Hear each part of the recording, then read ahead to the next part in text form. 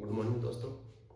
आज जो अपना टॉपिक है इनऑर्गेनिक का वो है बेंट रूल। बेंट रूल पढ़ने से पहले अपने स्पेसिफिक टाइप के हाइब्रिडाइजेशन पे बात करेंगे।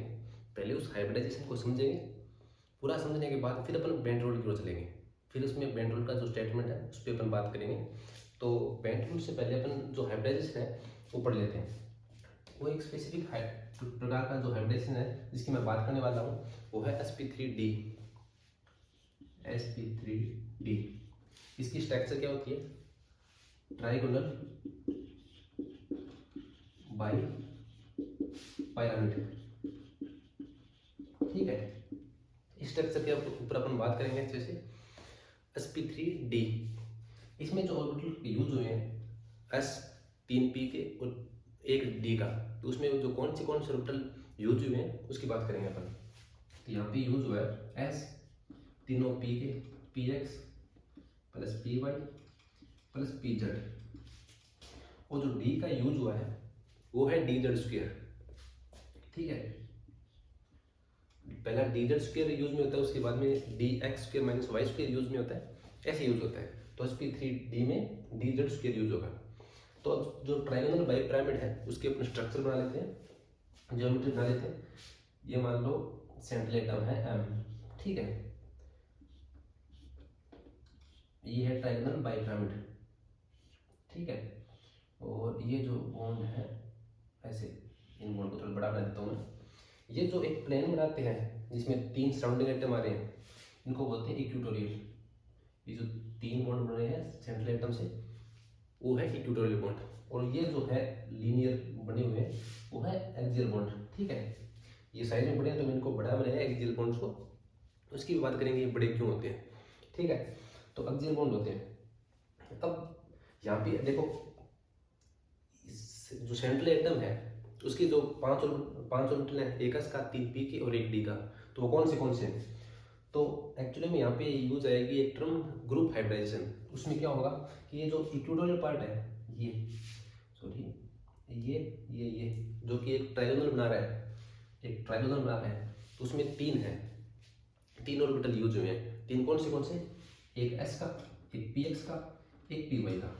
ठीक है, x px और py, s और px बनके बनाते हैं लीनियर एक लाइन फॉर्म में। उसके साथ अगर py भी जोड़ दें तो एक प्लेन का बनाएंगे, x डायरेक्शन में और y डायरेक्शन में। ठीक है, तो ऐसे ये हो गया एक प्लेन का निर्माण करते हैं s px और py। तो ये प्लेन है sp2 ऑर्बिटल। तो यहाँ पे मैं लिख सकता हूँ कि यहाँ पे जो ऑर्बिटल है उसमें करेक्टर कौन से हैं? sp2। ठीक है, और यहाँ पे जो ऑर्बिटल्स हैं उनमें है बचे हुए pz और dz square. pz along the axis होगा, z एक्सिस पे, तो इसको मानना है अपने ऊपर है। तो ये dz स्क्वायर होता है, वो भी अलोंग द एक्सिस होता है, तो वो dz स्क्वायर। तो ये अपना ऊपर और नीचे वाला जो प्लेन है उसको z एक्सिस माने, उसके हिसाब से pz और dz स्क्वायर। ग्रुप हाइब्रिडाइजेशन की मैंने बात की थी। ये जो sp3d है उसमें ग्रुप हाइब्रिडाइजेशन की बात करते हैं।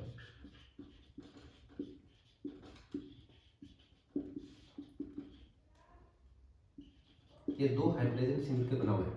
ठीक है, sp3d एक तो है sp2 जो कि इक्वेटोरियल पार्ट वन ये बना रहा है, ट्रायंगुलर प्लेनर जो स्ट्रक्चर है वो बना रहा है। दूसरा है बचा हुआ pd जो कि लीनियर बॉन्ड बना रहा है, जो कि एक्सियल बॉन्ड बना रहा है, वो है pd। तो यहाँ pd है, pd तो यहाँ पे s करेक्टर है ही नहीं, या मान लो बहुत कम है, और यहाँ पे s करेक्टर ज़्यादा है। ठीक है, अब चूंकि यहाँ पे s करेक्टर है, यहाँ पे s करेक्टर है, तो जहाँ पे s करेक्टर होगा ज़्यादा होगा वहाँ बॉन्ड लेंथ कम होगी, और जहाँ पे s करेक्टर कम होगा वहाँ बॉन्ड लेंथ ज़्यादा होगी। तो रीजन ये हो गया इसका कि जो एक्सियल बॉन्ड होते हैं वो बड़े क्यों होते हैं? अगर सभी एटम सेम हो तो एक्सियल बॉन्ड की लेंथ बड़ी होगी। क्यों होगी? इसका रीजन ये है कि इस पे s करेक्टर कम होते हैं। ठीक है, मान लो एग्जाम्पल ले लेते हैं अपन PCl5। सेम हाइब्रिडाइजेशन होगा sp3d और स्ट्रक्चर होगी ट्रायंगल बाई पिरामिड। तो ये देखो इसकी स्ट्रक्चर हुई है, सेंटर में फास्फोरस, ये एक्सियल बॉन्ड Cl, ये Cl, और इक्वेटोरियल पे है तीनों Cl। इसका पता कैसे चला? इसका क्या कैसे पता कि ये जो एक्सियल वाले बॉन्ड है क्लोरीन और फास्फोरस का बॉन्ड है वो बड़ा कैसे होगा? जब इसको अपन हीट करते हैं PCl5 को, तो हीट करते हैं तो PCl3 प्लस Cl2 बनता है। जो Cl2 अलग हुआ है वो ये दो Cl अलग हुए हैं। ये बॉन्ड लेंथ ज़्यादा है। बॉन्ड लेंथ ज़्यादा क्यों है कि यहाँ पे परसेंटेज एस करेक्टर कम है, इसके लिए बॉन्ड लेंथ ज़्यादा है। और जो बॉन्ड जितना ज़्यादा बड़ा होगा, बॉन्ड लेंथ जितनी बड़ी होगी उसकी बॉन्ड स्ट्रेंथ उतनी कम होगी। बॉन्ड स्ट्रेंथ कम होगी तो ये इजीली टूट जाएगा। तो अगर इसको अपन हीट करें PCl5 को, तो PCl3 और Cl2, ये Cl2 कौन से हैं? दो कोलोन एटम कौन से हैं? ये एटम इक्वेटोरियल सॉरी एक्सियल वाले। ठीक है, अब अपन बात करते हैं कि परसेंटेज एस करेक्टर। एक तो रीजन ये हो गया हाइब्रिडाइजेशन वाला ग्रुप, हाइब्रिडाइजेशन वाला। एक और रीजन अपन बात करते हैं कि क्या है दूसरा रीजन इसका, परसेंटेज एस करेक्टर इक्वेटोरियल पे ज़्यादा है और एक्सियल पे कम है।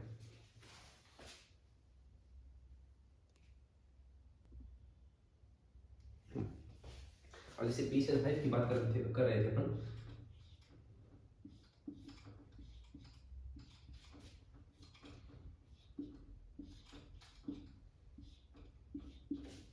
जैसे यहाँ पे फास्फोरस है, तो जो पहले मैं इक्वेटोरियल की बात करता हूँ, ये इक्वेटोरियल पे होगा। ठीक है, एक यहाँ पे होगा, एक यहाँ पे होगा। तीनों कितने डिग्री से है? sp2 में 120 डिग्री से दूर दूर होते हैं। इनके बीच में जो बॉन्ड एंगल होता है वो 120 डिग्री का होता है। अब जो एक्सियल वाली जो दो क्लोरीन है वो एक ऊपर है एक नीचे है, इस टाइप से है।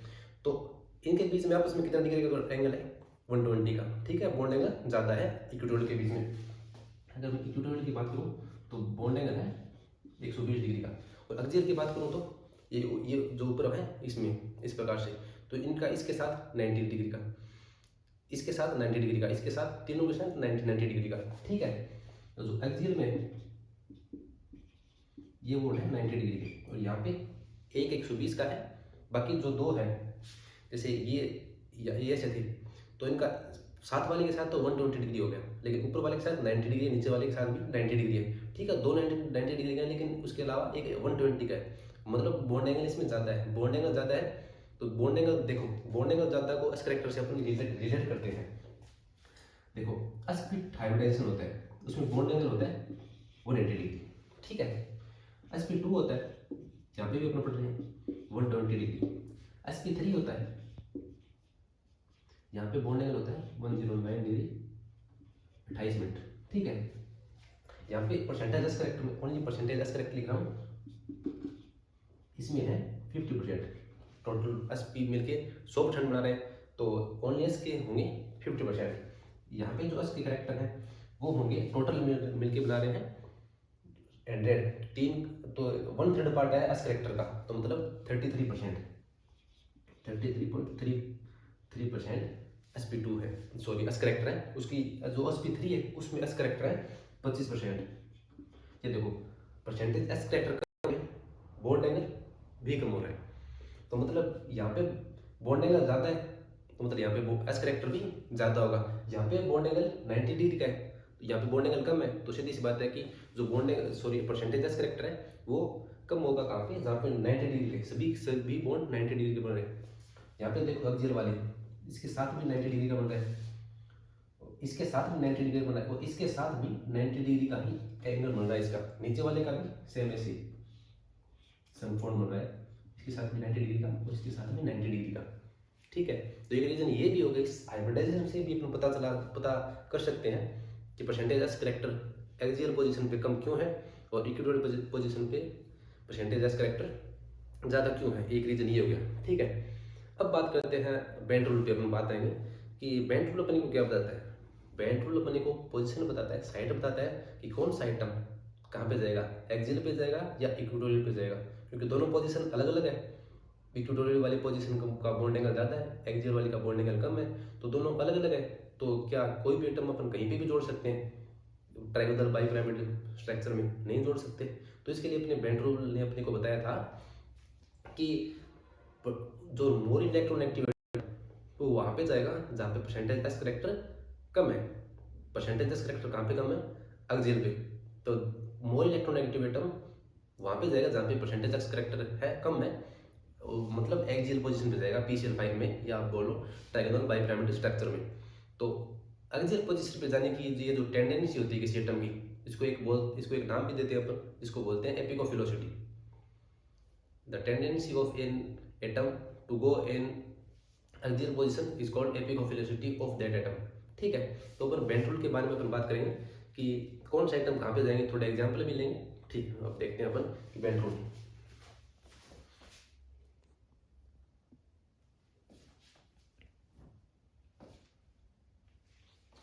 अब बेंड रूल अपने की जो लैंग्वेज है, जो डेफिनेशन है, उसके बारे में अपन बात करते हैं कि more electronegative atom, more electronegative atom go to, या प्रेफर बोल दे, prefer the hybrid orbital, prefer the hybrid orbital which have less percentage as correct. ठीक है, अब अपन देखो पीसीएल5 में तो जो सराउंडिंग एटम है, जो साइड एटम है, सेंट्रल एटम से जुड़े हुए, वो सभी सेम है, तो उनको कहीं भी भेज दें। ठीक है, अब जो ये मान लो कि फास्फोरस के साथ जुड़े हुए एटम अलग अलग है, जैसे अपने एक एग्जाम्पल ले लेते हैं कि PCl3F2 अब अलग अलग है। अब क्या कि कहीं पे भी क्लोरीन को जोड़ दें, कहीं पे भी फ्लोरीन को जोड़ते हैं, ऐसा तो हो नहीं सकता। तो बेंड रूल ने अपने को बताया था कि फ्लोरीन कहाँ पे जुड़ेगा, फ्लोरीन है मोर इलेक्ट्रोनेगेटिव एटम, इलेक्ट्रोनेगेटिविटी फ्लोरीन की ज़्यादा है क्लोरीन से, तो ये जाएगा जहाँ पे परसेंटेज एस करेक्टर कम है। परसेंटेज एस करेक्टर कम कहाँ पे है, एक्सियल पोजीशन पे, तो यहाँ पे जाएगा फ्लोरीन। ठीक है, और यहाँ पे जाएगा क्लोरीन, सॉरी इक्विटोरियल पे जाएगा क्लोरीन। अब मैंने बोला था पीछे कि बॉन्ड लेंथ होती है जो एक्सियल होती है, उसकी बॉन्ड लेंथ ज़्यादा होती है, लेकिन यहाँ पे अगर बॉन्ड लेंथ की बात करें तो जो पीसीएल बॉन्ड है उसकी बॉन्ड लेंथ ज़्यादा होगी एज कम्पेयर टू पीएफ से। क्यों? क्योंकि जो क्लोरीन का एटम, सॉरी क्लोरीन का जो एटम है वो बड़ा है फ्लोरीन की तुलना में, क्योंकि इसमें एक एक्स्ट्रा सेल जुड़ गया, एक एक्स्ट्रा ऑर्बिट जुड़ गया, तो इसके कारण इसकी जो रेडियस है वो बढ़ गई, तो इसके कारण बॉन्ड लेंथ भी बढ़ गई, तो इसलिए पीसीएल यहाँ पे बड़ा होगा, मतलब इक्विटोरियल बॉन्ड है वो बड़े होंगे। रीजन इसका ये है कि जो क्लोरीन का एटम है उसकी रेडियस ज़्यादा होती है, उसका साइज बड़ा होता है, इसके कारण जो पीसीएल बॉन्ड लेंथ है वो बड़ी होती है। ठीक है, अब क्योंकि कुछ बच्चे ऐसे भी कर लेते हैं कि जो Cl3 है, तो जो 3 है तो वो तो एक्सियल पे जाएगा, सॉरी इक्विटोरियल पे जाएगा, 3 के तीनों, तो क्योंकि वहाँ पे 3 है, यहाँ पे भी 3 है, सॉरी इक्विटोरियल पे 3 है, तो तीनों के तीनों जाएंगे इक्विटोरियल पे, तो ऐसे नहीं होता। ठीक है, अब दूसरा मैं एग्जाम्पल लूँ तो PCl ऐसे इसी से मिलता जुलता PCl2F3। अब सोचेंगे कि सर अब 3 है 3F है तो तीनों इक्विटोरियल पे जाएंगे, लेकिन नहीं, फ्लोरीन को कहाँ पे भेजना है अपने को, फ्लोरीन मोर इलेक्ट्रोनेगेटिव एटम है, उसको भेजना है पहले एक्सियल पोजीशन पे, तो देता हूँ ऐसे इससे ही हो जाएगा। ठीक है, PCl2F3 तो 2 हो गए एक्सियल पे। अब जो बचा है उसको, अब अपने पास कोई ऑप्शन भी नहीं है तो इसको इक्विटोरियल पे डालना है, यहाँ पे लिख दो चाहे यहाँ पे लिख दो, यहाँ पे लिख दो, एक ही बात है, तीनों के बीच में जो बॉन्ड है वो 120 है, 90-90 का है, कोई दिक्कत नहीं है, कहीं पे भी लिख दो। ठीक है, अब दूसरी एक बात और होती है कि अगर लोन पेयर हो, सेंट्रल आइटम के पास लोन पेयर हो, तो उसको कहाँ पे भेजेंगे, इसको एक्सियल पे भेजेंगे या इक्विटोरियल पे भेजेंगे, तो उसको भेजेंगे अपन इक्विटोरियल पे। ठीक है, जो लोन पेयर होगा उसको भेजेंगे अपन इक्विटोरियल पे। मैं बात कर रहा हूँ केवल और केवल टीबीपी ज्योमेट्री की। ठीक है, तो उसके ऊपर अपन बात करते हैं। अब देखो अपन बात करते हैं कि एक्सियल पे कौन सा जाएगा और इक्विटोरियल पे कौन कौन जाएंगे, तो यहाँ पे मैं लिस्ट बना देता हूँ। इस साइड में लिख रहा हूँ एक्सियल और इस साइड में लिख रहा हूँ इक्विटोरियल। तो एक्सियल में आपको पता है कि जो इलेक्ट्रोनेगेटिव एटम है वो जाएगा एक्सियल पे, तो लेकिन मैं यहाँ पे एक शर्त है इसकी कि जो इलेक्ट्रोनेगेटिव एटम, ठीक है, लेकिन वो होना मोनोवैलेंट चाहिए। इलेक्ट्रोनेगेटिव एटम तो ऑक्सीजन नहीं होता है, तो लेकिन यहाँ पे अगर ऑक्सीजन ओनली सिंगल बॉन्ड बना रहा है सेंट्रल एटम के साथ, तब तो वो जाएगा एक्सियल पोजीशन पे, अगर वो डबल बॉन्ड बना रहा है तो वो जाएगा इक्विटोरियल पोजीशन पे। ठीक है, तो more electronegative atom, more electronegative atom, sorry मोर